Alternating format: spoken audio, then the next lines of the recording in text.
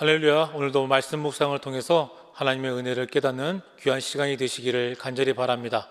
함께 보실 말씀은 베드로전서 3장 18절부터 22절까지의 말씀입니다.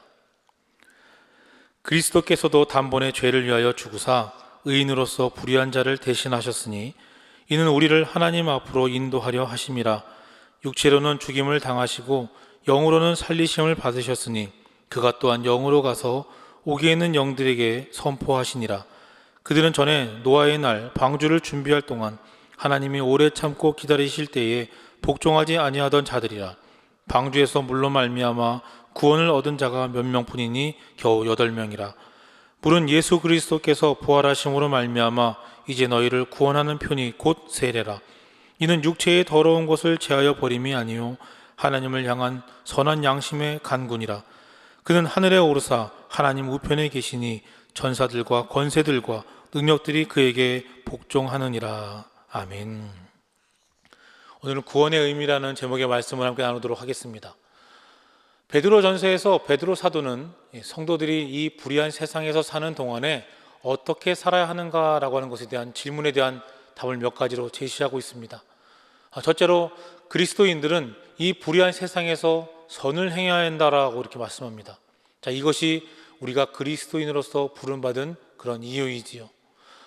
둘째로 그리스도인들은 이 세상에서 그리스도와 복음을 위해 살면서 그렇게 당하는 고난을 기꺼이 참고 견뎌야 한다라고 말씀합니다.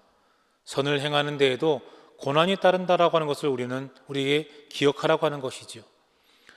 셋째는 하나님을 생각하고 하나님을 두려워하는 가운데 서로 귀히 여기고 순종의 삶을 살라고 그렇게 말씀합니다. 오늘 본문은 우리 그리스도인들이 이러한 삶을 살아야 하는 그런 이유와 함께 그러한 삶의 모범이 되신 그리스도의 모범을 우리에게 보여주고 있습니다.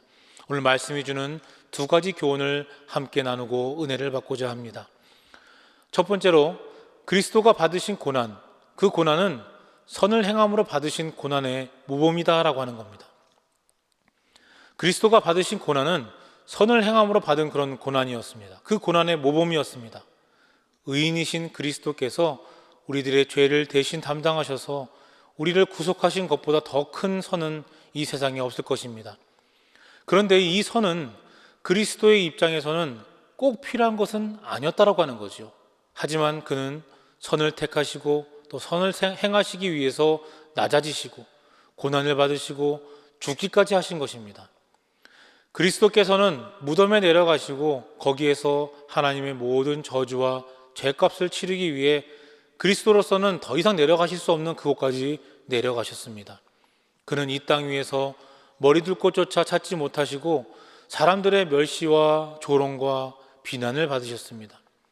힘과 권능이 있으시지만 예수님의 그의 무한한 그런 권능을 자신을 위해서 사용하지 않으시고 의인으로서 불의한 자들을 위해서 죄인들을 대신하여 죽으신 것입니다.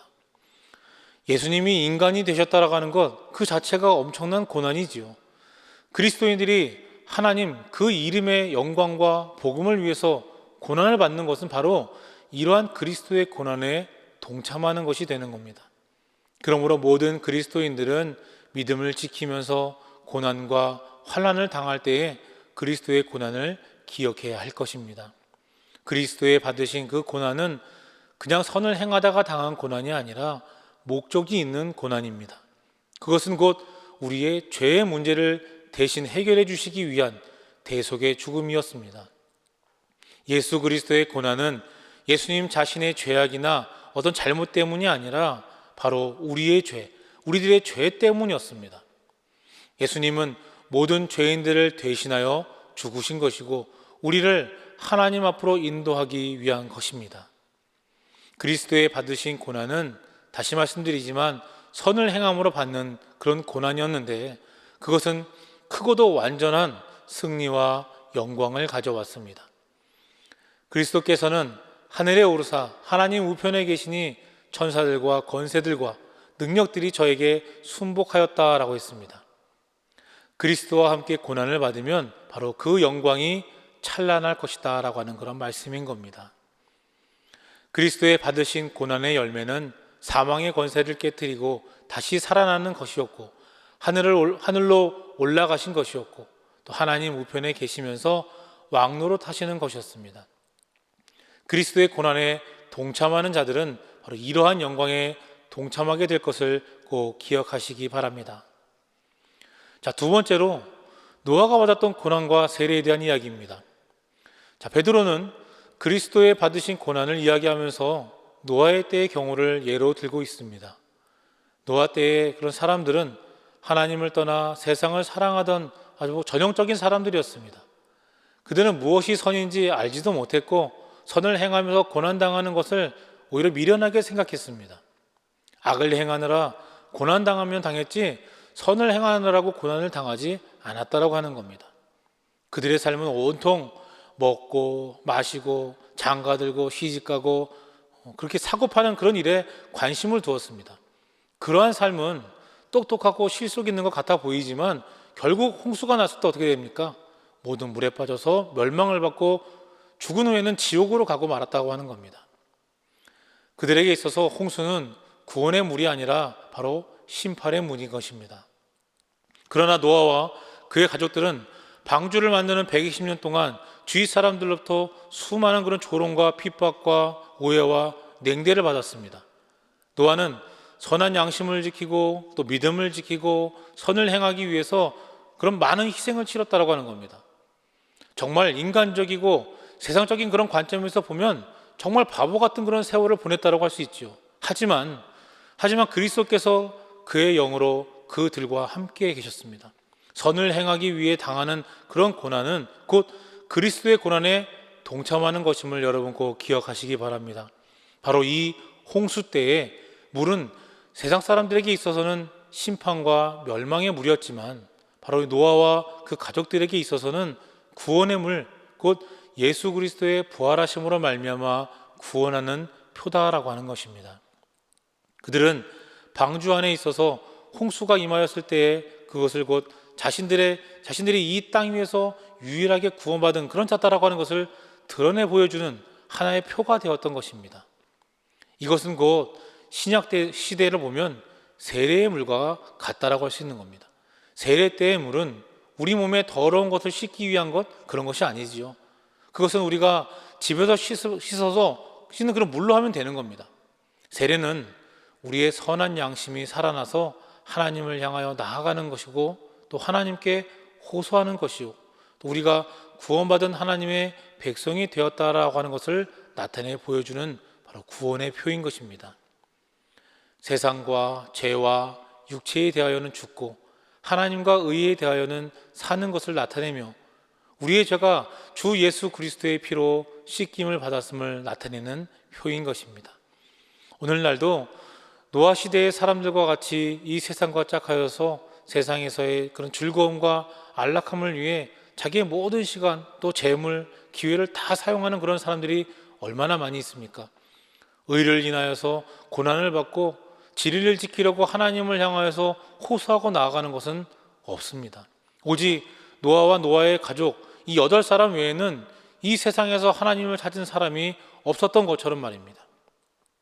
그때의 에녹이나 노아가 선을 행하고 의를 전파하면서 당하는 그런 고난을 통해서 그리스도께서는 그의 영으로 무지하고 우매한 가운데 있는 세상에 포로되고 사로잡혀 있는 그런 자들에게 복음을 전하고 계셨습니다.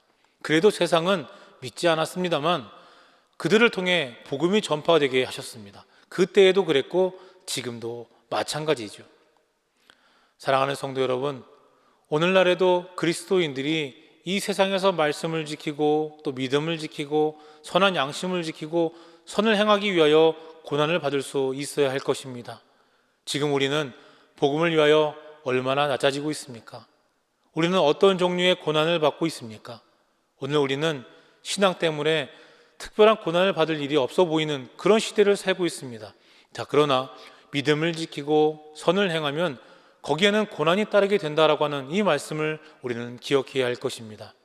모두가 악을 행하다가 고난을 받을 뿐 선을 행하느라고 고난을 받으려고 하지 않는다라고 한다면 그것은 노아 시대에 순종치 아니하던 그런 자들과 다를 바가 없을 것입니다. 우리의 구주이신 그리스도께서 고난 받으셨다라고 하는 것을 기억하시기 바랍니다. 고난당하시고 죽으심으로 우리를 구원하여 주셨고 또 우리로 하여금 하나님과 화해하게 해주셨음을 기억하시기 바랍니다. 그것이 구원의 의미입니다.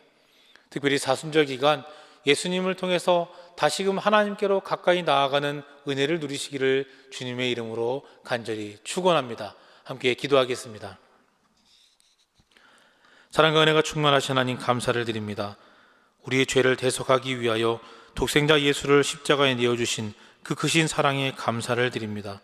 주가 받으신 고난을 잊지 않게 하시고 우리도 선을 행함으로 받는 고난에 기쁜 마음으로 동참할 수 있는 믿음을 허락하여 주시옵소서. 사망 권세를 이기시고 부활하신 주님을 따라 죄와 저주로부터 완전한 승리자의 삶을 살게 하시고 지금도 살아 역사하시고 우리와 항상 함께 하시는 주님을 전하는 전도자의 삶을 살게 하여 주시옵소서. 세상에서 말씀을 지키고 믿음을 지키며 선한 양심을 지키는 저희들이 되게 도와 주시옵소서. 구원의 의미를 깨달아 우리를 영원히 사랑하여 주시는 하나님께 감사하며 날마다 주님께로 더욱 가까이 나아가는 성도가 되게 인도하여 주시옵소서. 예수 그리스도의 이름으로 간절히 기도하옵나이다. 아멘.